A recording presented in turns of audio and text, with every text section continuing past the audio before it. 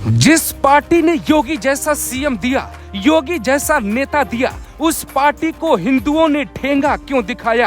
क्या आपसे एक सवाल हर कोई पूछ रहा है, ये हार योगी की है या फिर बीजेपी या फिर मोदी की? योगी आदित्यनाथ को लेकर कई तरह के सवाल उठ रहे हैं। पीएम मोदी को सत्ता मिल जाएगी, बीजेपी को उसकी जगह, लेकिन क्या योगी का कद अचानक से गिर गया? मोहन यादव के रास्ते भी कैसे खुल गए? यूपी की हार के बाद बीजेपी में कुछ चलने लगा और योगी को ठाकुर होने का नुकसान मिल सकता है। पूर्वांचल में बीजेपी की हार ने योगी की कुर्सी हिला दी है। यूपी में बीजेपी को 8% वोट कम मिले, तो ये वोटर्स किधर गए? अखिलेश यादव और बीजेपी को मिले वोट में सिर्फ 7% का फर्क है। बीजेपी को 41% वोट मिले तो समाजवादी पार्टी को 34%। सवाल ये है कि क्या योगी की नीतियों की वजह से बीजेपी हारी? बीजेपी को यूपी में सबसे ज्यादा 29 सीटों का नुकसान हुआ। 2019 में 62 सीटें मिली थी, जबकि इस बार पार्टी को महज 33 पर ही सिमटना पड़ा। तो क्या सीएम योगी की कुर्सी भी खतरे में आ गई? दूसरा सबसे बड़ा राज्य राजस्थान है। राजस्थान में बीजेपी लोकसभा चुनाव में अच्छा करती है, फिर भी वहां क्यों हारी? हार एक प्रदेश में और हुई है। ममता के सामने बंगाल में बीजेपी की करारी हार हुई।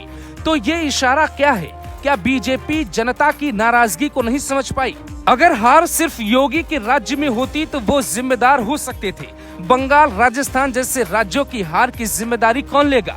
योगी या बीजेपी? कौन हारा? इस बात को ऐसे समझते हैं, जनता ने अपना विकल्प वहां चुना जहां उसे विकल्प दिख गया। कहने का मतलब ये कि हरियाणा में बीजेपी को कम वोट मिले और वहां 5 सीटों पर हार मिली।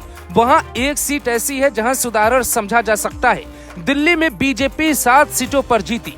बीजेपी ने दिल्ली में 7 सीटों में से 6 सांसदों का टिकट काटा और 6 नए चेहरे उतारे। बीजेपी थकेले नेताओं को ही मौका देती रही। इससे पार्टी कार्यकर्ताओं का मनोबल भी टूटा। यूपी की चंदौली सीट से महेंद्र नाथ पांडे को बीजेपी ने टिकट दिया। उम्र है 66 साल। महेंद्र नाथ पांडे की जगह किसी नए चेहरे को मौका मिलता तो शायद बीजेपी जीत जाती। ऐसा ही समीकरण पूरे उत्तर भारत में रहा।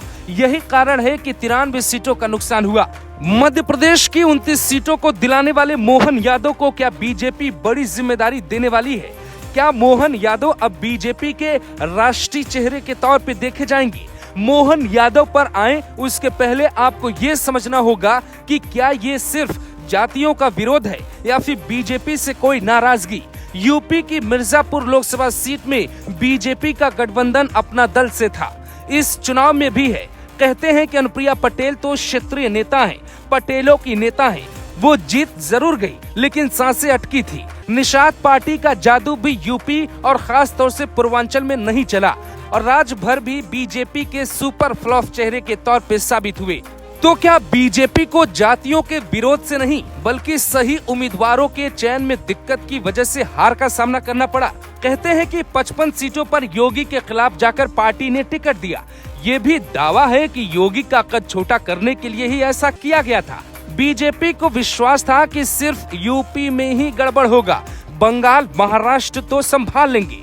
यूपी में भयानक हार हो गई, ऐसी हार जो शायद दशकों तक पार्टी को याद रहे। जिन योगी की तुलना मोदी से होती थी, उनकी तुलना क्या अब भी पार्टी में की जाएगी? या योगी की बनाई दुनिया का आनंद मोहन यादव जैसे नेता ले लेंगे और योगी ही पिछड़ जाएंगे? बीजेपी की 29 सीटें घटी, सपा की 32 सीटें बढ़ी। इसके पीछे की वजह रही है बीजेपी का राम मंदिर का नैरेटिव का फेल होना। अब हिंदुओं ने ही पार्टी को धोखा दिया तो फिर योगी जिम्मेदार कैसे हो सकते हैं? इस बात का अंदाजा ऐसे लगा सकते हैं कि अयोध्या में 50,000 से ज्यादा की हार बीजेपी को मिली है। अयोध्या में विकास का नया मॉडल बना लेकिन सब कुछ फेल रहा। तो यहाँ योगी नहीं बीजेपी की गलती मानी जा सकती है, क्योंकि लल्लू का चयन करना बीजेपी का फैसला था, न कि योगी का। योगी ने तो उनका विरोध किया था। गलती किसी और की, नुकसान योगी को होगा। यहाँ तक कि बीजेपी के किसी नेता की तरफ से यूपी को लेकर कोई बयान नहीं आया। दबी जुबान नेता बोलने को तैयार हैं कि ये हार योगी की नहीं बल्कि केंद्र की है। लेकिन खुलकर मंच पर शायद ये बयान कभी कोई न दे पाए।